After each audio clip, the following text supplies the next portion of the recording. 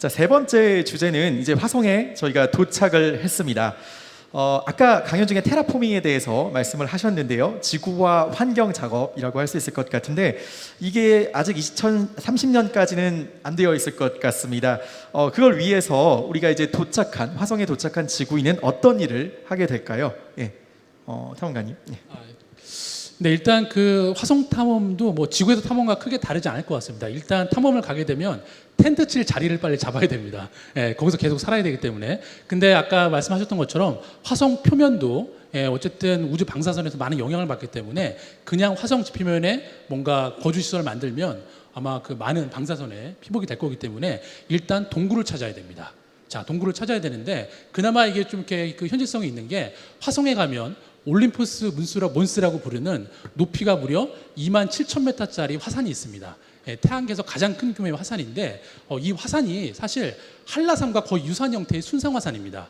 자, 그리고 그거 무슨 말이냐면 순상화산이라는 거는 그 마그마가 분출해서 흘러내려가는 용암에 점성이 무르기 때문에 이렇게 완만한 형태를 이뤘고 그리고 그 용암이 흘러 지나가면서 여러 형태의 동굴들을 만듭니다.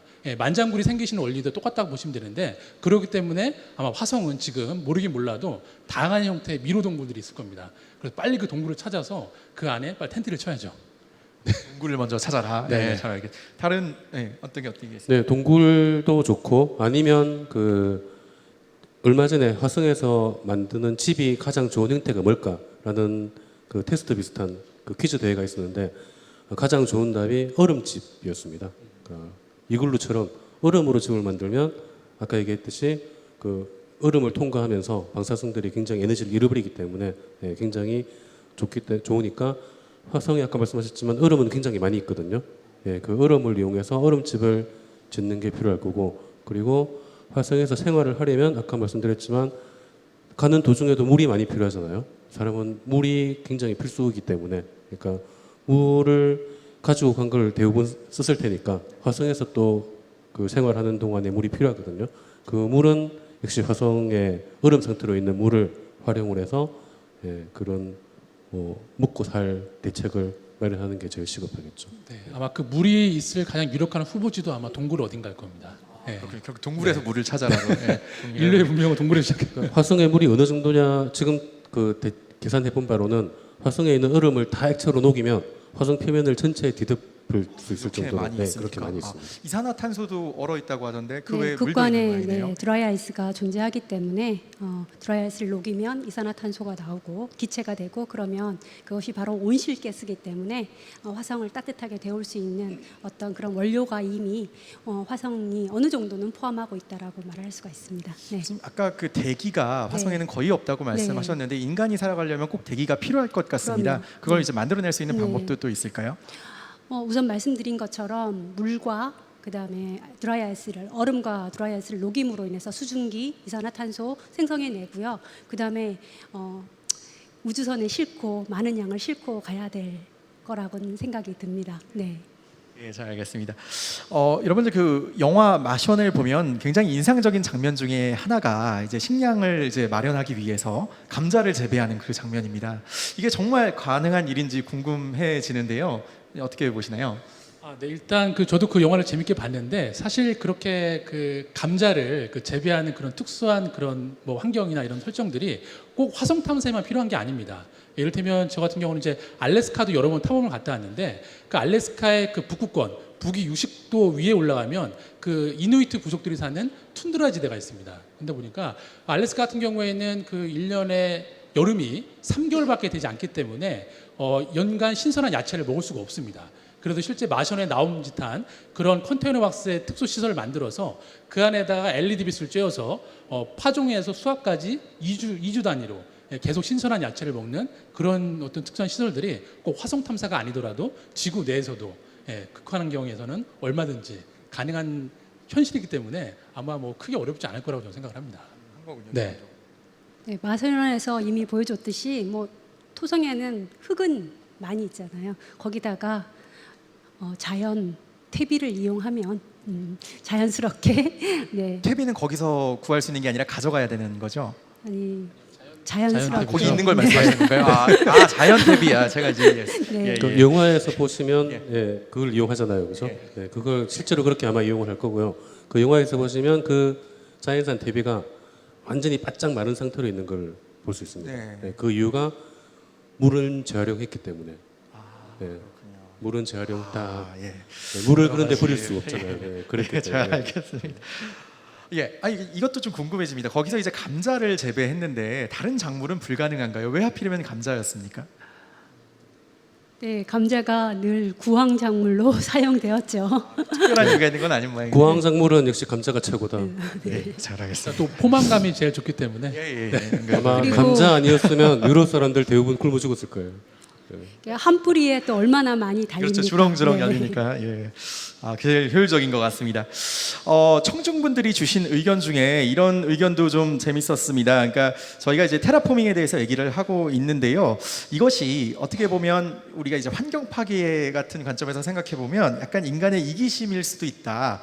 우리가 이제 지구를 넘어서 화성까지 이제 오염을 시키는 게 아니냐 이런 의견도 분명히 좀 귀를 기울여야 할 것 같은데 어떻게 생각하시나요, 교수님?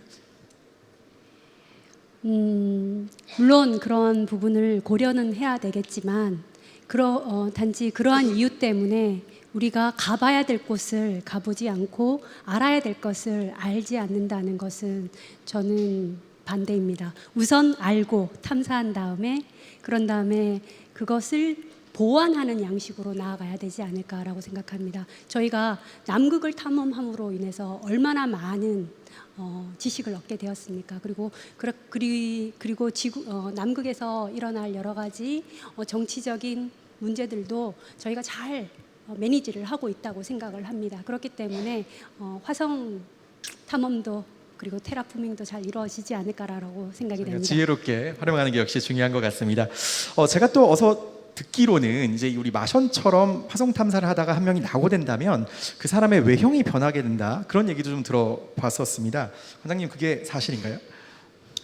그 우주에서의 생활 부작용들 중에 몇 가지 이제 있는데 일단 아까 말씀드린 대로 그 뼈와 근육이 약해지고, 네, 그 얼굴이 붓고, 이제 이유를 알 수 없는 부작용들도 있다고 하더라고요. 예를 들어서 코가 막힌다든지, 네, 뭐 아까 말씀드렸듯이 심장 그 위장에 가스가 자주 찬다든지, 가스가 자주 차면은 이게 방귀가 자주 나오거든요.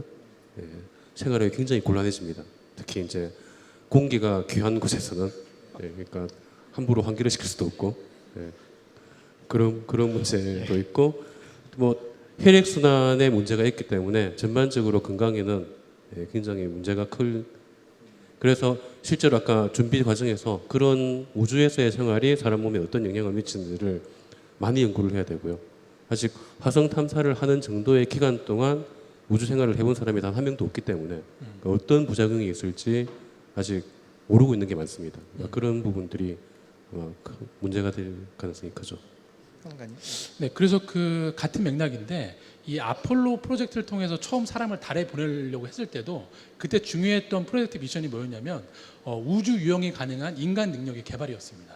그러니까 어찌 보면 우리가 이제 달에 가서 뭔가를 막 가져오고 화성에 가서 뭔가 조사하고 뭐 이런 목적성도 되게 중요한데 사실 그게 되려면 일단은 거기 가는 사람들이 충분히 그만한 어떤 퍼포먼스를 낼 만한 능력, 신체적 능력을 갖추지 않으면 뭐 시작도 못하는 거기 때문에 그런 부분들이 아마 많은 영향들이 있을 것 같습니다. 저희가 지금 그 마션 2 제작이란 가정으로 얘기를 해보고 있는데요. 실제 영화 마션에서의 어떤 진실이 궁금해지기도 합니다. 이광환 관장님께서 이 영화를 바탕으로 과학적으로 팩트 체크를 해주시겠다고 하셨습니다. 이름하여 이광환의 마션 팩트 체크 OX라고 저희가 지어보았습니다. 먼저 첫 번째 팩트 체크를 제가 읽어보고 여러분들의 생각을 들어본 다음에 이광환 관장님께서 정답을 말씀해 주시도록 하겠습니다. 첫 번째 팩트 체크입니다.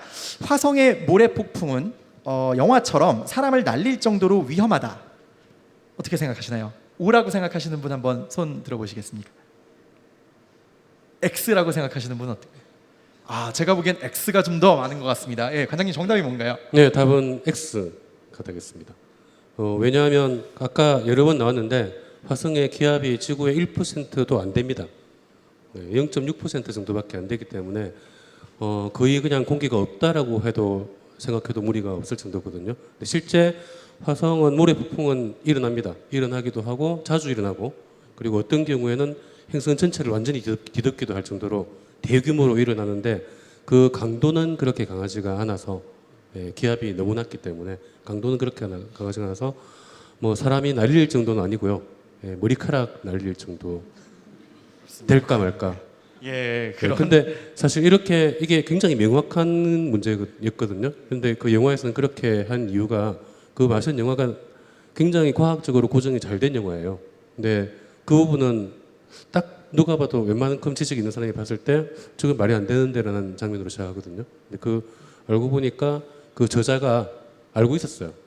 그게 그렇지 않다는 걸 알고 있었는데 도저히 아무리 고민해도 그것보다 더 멋있게 사고를 내기가 힘들 것 같다.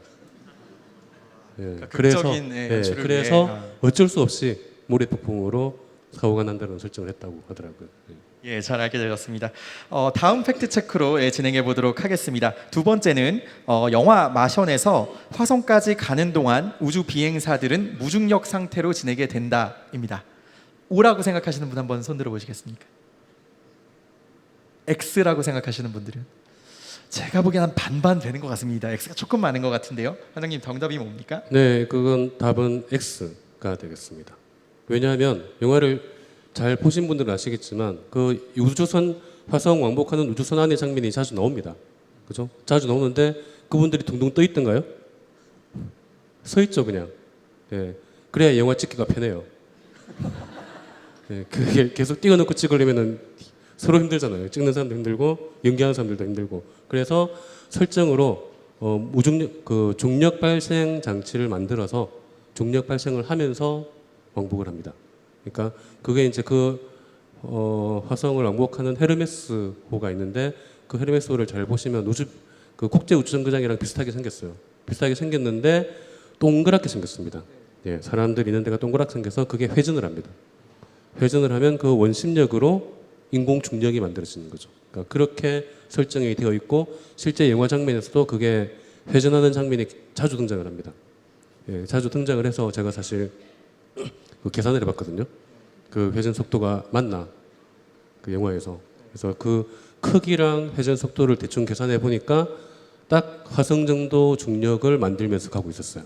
그러니까 굉장히 정확하게 계산을 해서 영화에서 돌리고 있었던 거죠. 그리고 실제로 화성에 가서 우리는 이제 탐사를 하려면 서서 돌아다녀야 되잖아요. 그러니까 아까 얘기했지만 우리가 처음에 무중력 상태로 우리는 아마 가게 될 텐데 그런 상태로는 착륙해서 이륙하기도 힘들겠지만 문제는 착륙도 사실은 할 수가 없습니다. 왜냐하면 착륙해서 걸어 나가는 순간 뼈가 부러질 가능성이 큽니다. 이미 뼈와 근육이 약해져 있기 때문에 화성 중력이 3분의 1밖에 지구의 3분의 1밖에 안 되지만 그래도 이미 10개월 정도의 무중력 상태로 약해진 뼈를 부러뜨리기에는 충분하거든요. 그러니까 그 무사히 탐사를 하기 위해서는 가는 동안에 그 인공 중력을 만들면서 가야 될 겁니다. 예, 잘 알게 되었습니다. 예, 그러면은 마지막 세 번째 팩트 체크로 이어가 보도록 하겠습니다. 다음 팩트 체크는 현재 화성에서 활동하고 있는 우주 탐사선은 2대이다입니다. O라고 생각하시는 분 손 들어 보시겠습니까? 제가 보기 한 두세 사람밖에 없습니다. X라고 생각하시는 분? 예, 정답이 뭔가요? 네, 정답은 O입니다. 네, 아마 대부분 한 대라고 생각하시는 분은 큐리오시티호가 당연히 지금도 돌아다니고 있으니까 그는 뭐 TV에 자주 나오니까 다 아실 텐데 사실은 2003년에 착륙한 오퍼튜니티호가 아직도 돌아다니고 있습니다. 그때 패스파인더가 가서 스피릿 오퍼튜니티 쌍둥이 탐사선을 내려놨거든요. 그 애들 원래 기대 수명은 1년 2년 그 정도였는데 2003년에 간 게 아직도 돌아다니고 있고요. 스피릿은 2011년에 어디 웅덩이 같은 데 빠지는 바람에 지금 움직이지 못하고 있고 오퍼튜니티는 아직도 움직이면서 활동을 하고 있습니다. 그래서 2대가 되겠습니다. 예, 팩트 체크 OX 준비해 주신 관장님께 다시 한번 박수 부탁드리겠습니다. 예. 저희가 이제 화성 탐사가 거의 끝나가는데요. 마지막 질문 하나만 얘기하고 이제 마무리 짓도록 하겠습니다. 어떤 분께서 이런 좀 재밌는 질문을 주셨어요. 그 우리의 화성 개발이 발전하면 장차 화성에 땅을 사는 것도 가능하냐? 이런 질문 주셨습니다. 어떻게 간단하게 좀 답변 부탁드리겠습니다. 지금 그 화성 땅을 파시는 분이 계십니다. 지금 네, 그 아마 달 땅 판다는 얘기 들어보셨을 거예요. 기사에 자주 나왔으니까. 예, 그분이 화성도 팔고 있습니다. 그분이 이미 달을 한 6만 명한테 토지를 네. 판매했다고 네. 기사에 나오더라고요. 이게 뭐 우주법 이런 거에 문제가 안 되는 모양이네요. 예, 법적으로 그 국제 조약으로 어떤 국가도 그 달이나 그 전체에 대한 소유권을 주장할 수 없다라고 조약이 되어 있는데 이게 국가는 안 되는데 개인은 안 된다는 말이 없어요. 네, 그래서 그걸 해서 이제 팔고 있는데 문제는 그게 법적인 문제는 없습니다. 판다고 해서. 근데 그게 법적인 효력이 있을지는 또 딴 문제입니다. 어쨌든 관심 있으신 분들이 혹시 있으시면 서두르셔야 될 것 사실 같습니다. 그래서 그분들이 그 어떤 데서는 사기죄로 고소를 당하기도 했거든요. 예, 뭐 효용이 없는 걸 팔고 있다. 그런데 한 번도 처벌을 받은 적이 없는 이유가 우주에 대한 관할권이 아무도 없어요. 법에. 예, 그래서 법으로 처벌할 방법이 없다라고 해서 다 무혐의로 그냥 되고 있다고 합니다. 예, 정말 놀라운 사실입니다. 자, 그러면 이제 이어서 질의응답으로 바로 이어가도록 하겠습니다. 여러분들 아시다시피 그 슬리도 sli.do라는 사이트에 들어가셔서 저희 그 강연 개요에 있는 코드를 입력하시고 질문을 입력하시면 되겠습니다. 자, 그럼 저희는 지금까지 들어온 질문을 잠시 살펴보는 시간을 갖도록 하겠습니다. 혹시 아직 그 질문을 올리지 못하신 분이 있으시면요, 지금 질문을 입력하셔도 상관이 없으니까 입력해 주시기 바랍니다.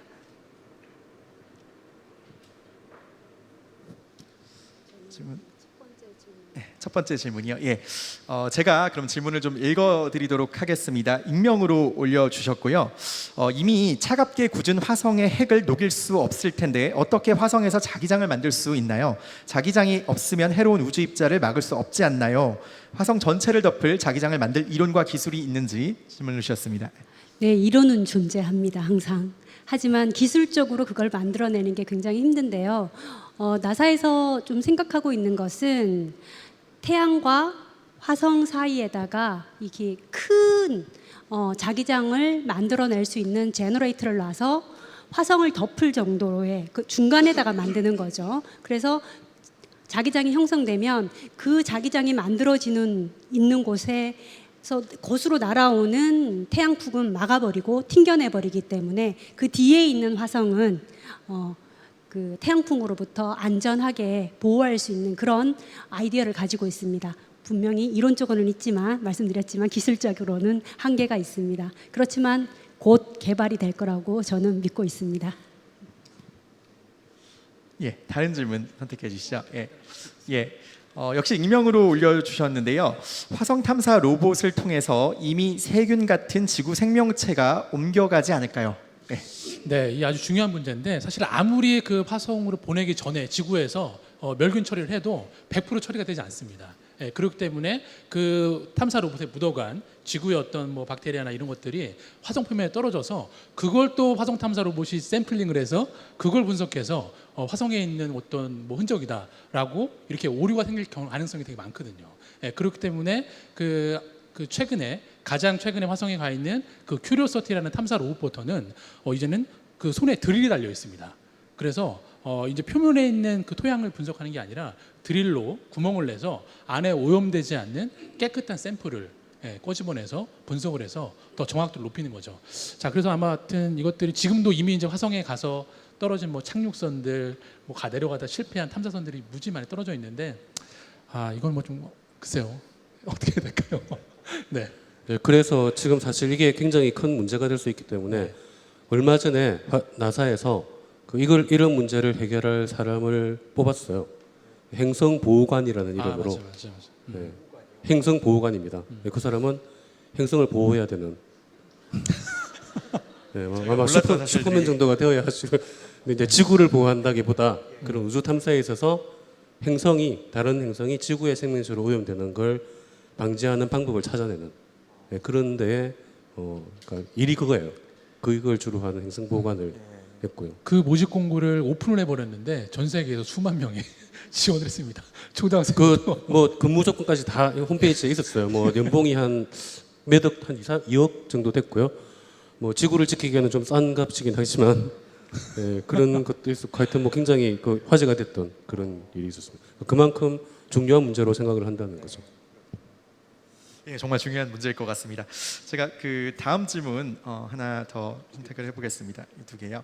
예, 역시 익명으로 남겨주셨는데요. 만약 지구를 떠나 다른 행성으로 가는 것이 가능해져서 많은 사람들이 지구를 떠나간다면 지구의 질량이 작아지면서 태양계가 흐트러질 수는 없을까요? 예. 네, 그 사람이 많이 빠진다고 해서 큰 지구 질량에 비하면 너무나 미미하기 때문에 예, 전혀 지장이 없고요. 그리고 실제로 지금 지구도 질량이 계속 더해지고 있어요. 우주에서 먼지들이 엄청나게 떨어지고 있거든요. 그 뭐 아마 지금 얼마나 많은 사람들이 나갈지 모르겠지만 그 나갈 사람보다 훨씬 더 많은 양이 떨어지고 있기 때문에 예, 전혀 지장이 없습니다. 연관 질문인데요. 그 화성을 테라포밍 하려면 많은 인공적 기계들을 가져가야 될 텐데 이번엔 기계입니다. 자, 그러면은 화성의 환경이 바뀌거나 질량이 바뀔 수 있지 않을까요? 라는 질문 주셨습니다. 네, 마찬가지로 예, 화성 질량도 계속 지금도 바뀌고 있고요. 예, 사람이 뭘 가져갈지 모르겠지만 예, 뭘 가져간다 한들 뭐 화성의 질량 전체적으로 영향을 줄 정도에는 안 될 겁니다. 그러니까 그런 걱정은 안 하셔도 됩니다. 예. 그렇군요. 다른 질문 혹시 고르신 게 있으십니까? 그러면 저희가 뭐 이 막간을 이용해서 현장에서도 한번 질문을 받아보면 좋을 것 같습니다. 혹시 질문이 있으신? 여기 앞에 손을 벌써 들었는데 네, 마이크를 좀 전달해 주시기 바랍니다. 네, 감사합니다. 제가 드릴 질문은요. 제가 저번에 서대문 자연사박물관에서 그 이강훈 관장님이 하신 그 지구의 속삭임 강의를 들었는데요. 그때 관장님께서 외계인이라면 그러니까 우리가 생각하는 지적 생명체라면 이진수를 할 줄 알아야 된다고 하셨는데 그렇게 똑똑하다면 혹시 만약 우리가 화성으로 이주하기를 바라듯이 그들도 지구를 탐내지 않을까 궁금합니다. 네. 아까 이제 우리가 왜 화성으로 가느냐? 예, 화성 사실 현실적으로 갈 수 있는 데가 화성밖에 없죠. 아까 목성, 위성, 유로파 정도를 얘기했는데 거기까지도 아직 갈 엄두를 못 내고 있거든요. 그만큼 우주가 넓어서 그렇죠. 그러니까 만일 이제 지적 생명체가 사실 뭐 이진수를 하는 생명체는 그렇게까지 똑똑하진 않아요. 이진수는 뭐 그렇게 어려운 수학은 아니거든요. 여기 계신 분들 다 알기 때문에 아닌가? 네. 어쨌든 그 지적 생명체가 만일에 지구를 탐내서 온다. 예, 그러면은 보통 기술로 되는 게 아니에요. 이게 예를 들어서 우리가 화성까지 가는 데는 우리 지금 기술로 한 7개월 걸린다고 했죠, 그죠? 지금 우리가 속도로 태양계를 벗어나서 가장 가까운 별까지 가는데 걸리는 시간은 5만 년 이상 걸립니다. 그러니까 만일에 외계의 순호가 왔다면 우리랑 비슷한 수준이라면 5만 년 걸려서 왔을 거고요. 우리보다 10배 빨리 왔으면 5천 년 걸려서 왔겠죠. 100배 빠르면 500년. 그러니까 그런 기술을 넣을 수 있는 거리가 아닌 거죠. 그러니까 훨씬 더 높은 수준의 기술을 가지고 있는 외계인만이 지구를 방문할 수 있고 그런 외계인이 지구를 탐낸다. 줘야 됩니다. 명확한 답변. 막을 수 있는 방법이 없습니다. 아낌없이. 네. 그러면은 저희가 요 슬리드 질문을 몇 개만 좀 더 받아보고 하도록 하겠습니다. 어떻게 뭐 골라 주신 게 혹시 있으신가요? 예, 제가 질문 하나를 읽어보겠습니다. 역시 익명으로 남겨주셨습니다. 앞으로 태양이 점점 식을 텐데 그때는 화성보다는 금성이 인간이 거주하기에 더 적합해지지 않을까요? 라는 질문 주셨네요. 사실은 당분간은 태양은 계속 더 뜨거워집니다. 네. 언젠가는 식을 가능성도 네, 있습니까? 언젠가는 이제 그 별이 수소 핵융합을 다 하고 나면 부풀어 오르게 됩니다. 그렇게 부풀어 오르게 되면 다 잡아먹힙니다. 부풀어 오른 태양 대기 속으로 대부분의 행성들은 떨어지게 되고 그래서 뭐 테라포밍 이런 거 생각해 볼 필요가 없어집니다. 네. 예, 식기 전에 그 팽창을 하기 때문에 네, 네. 그 팽창하면은 태양 표면이 지구 정도까지 옵니다. 거의. 그러니까 지구는 그냥 다 타서 없어지고요. 네. 화성도 못 살고요. 이럴 때는 뭐 지구, 화성 이런 데로 가면 안 되고 저기 이제 그 유로파나 토성 이쪽으로 가야 되고. 근데 그쯤 돼버리면은 태양이 이제 몇 억 년 못 살거든요. 그러니까 아예 다른 별로 찾아가야 될 겁니다. 네. 예, 잘 알겠습니다. 그럼 마지막 질문 하나만 더 골라주시면 예, 이거를 한번 제가 한번 골라보겠습니다. 예, 홍인표님께서 올려주신 질문인데요. 화성으로 옮겨갈 생각을 하게 된 건 지구의 수명 때문이 아닐까 생각합니다. 그렇다면 화성으로 옮겨간 이후에 화성에 정착하기 위해 화성의 대기와 자기장을 형성해서 인간이 이주할 수 있는 갑자기 움직여버렸네요. 예, 여기 있네요. 인간이 이주할 수 있는 환경을 만드는데 얼마나 걸릴까요? 그때까지 대규모 인원을 태우고 갈 수 있는 운송수단 개발이 가능할지 질문을 주셨습니다. 제 강연에서 테라포밍 나사에서 지금 계획하고 있는 것은 한 500년 정도 잡고 있는데요. 근데 항상 그래 왔듯이 인간이 뭐를 하고자 의도하고 시도하면 그에 따른 기술이 굉장히 빠르게 발전을 했고 이루는 시간은 단축되어 갔습니다. 그래서 테라포밍도 지금은 500년 정도라고 생각을 하고 있지만 그보다 더 빠르게 이루어질 수가 있을 것입니다. 네. 잘 알겠습니다. 예, 오늘도 정말 토론 시간이 빨리 흘러간 것 같습니다. 벌써 마쳐야 될 시간이 다 되었는데요. 오늘 참석해주신 그 패널 두 분과 강연해주신 이정은 교수님 마지막으로 소감 한 말씀씩 제가 들어보도록 하겠습니다. 먼저 원장님.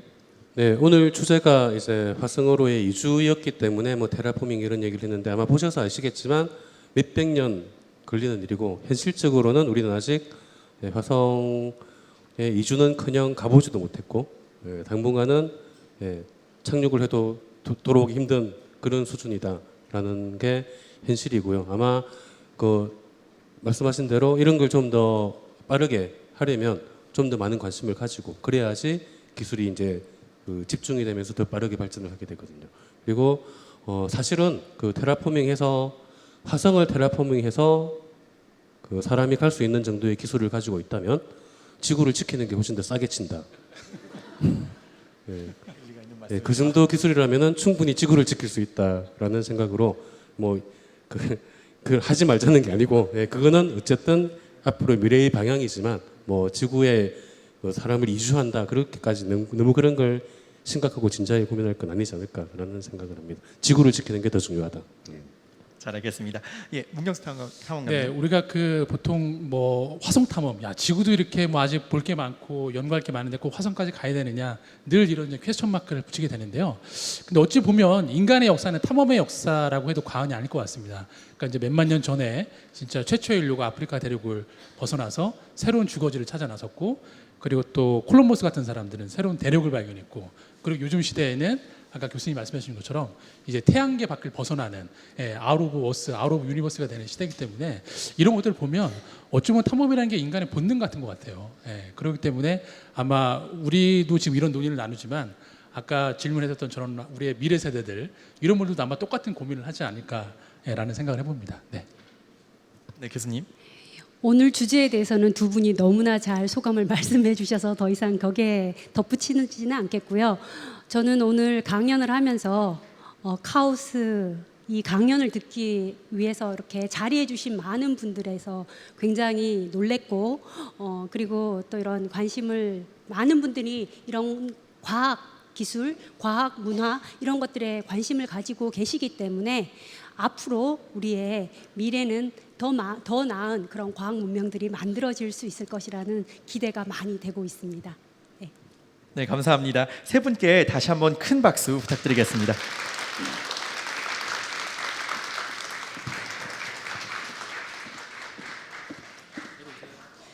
예, 벌써 오늘 강연을 정리할 시간이 되었습니다. 여러분들 오늘 강연 들으시면서 어떤 생각을 하셨습니까? 저는 오늘 그 마션 2를 기획을 해보면서 이 거대한 우주 속에서 작은 생명이 생존을 위해서 몸부림치는 그런 모습이 떠오르기도 했습니다. 어쩌면 우리의 과학 기식과 기술이 이렇게 우주에 낙오된 한 인간의 생명을 지켜주는 그런 희망이 될 수도 있다는 생각이 들었습니다. 청중 여러분들 중에서 누군가 2030년에 화성에 가게 되는 그런 날이 온다면 오늘 강연에서 들으셨던 내용이 조금이나마 도움이 되었으면 하는 바람입니다. 마지막으로 다음 주 강연에 대한 예고를 전해드리면서 마치도록 하겠습니다. 다음 주에는 서울대학교 임명신 교수님께서 우미 우주의 미래란 주제로 강연을 하십니다. 패널 분들도 아주 쟁쟁한 분들이 출연하실 예정이라고 하는데요. 여러분 그 인터스텔라에서 자문을 맡아서 유명해졌었던 칼텍의 킵손 교수를 혹시 아시는지 모르겠습니다. 킵손 교수는 중력파 연구로 올해 노벨 물리학상의 주인공이 되기도 했는데요. 바로 이 킵손 교수님과 함께 공동으로 중력파 연구를 해오셨다고 하는 국가수리과학연구소 오정근 박사님하고 2015년에 패널로서 출연하신 바가 있는 반가운 얼굴 고등과학원의 황호선 박사님께서 출연하실 예정입니다. 올해 노벨 물리학상에 대한 숨은 이야기도 들려주실 예정이라고 하니까 여러분들 다음 주도 기대해 주시기 바랍니다. 그럼 저는 다음 강연 때 더욱 알차고 재미있는 이야기와 함께 돌아오도록 하겠습니다. 지금까지 김근수였습니다. 감사합니다.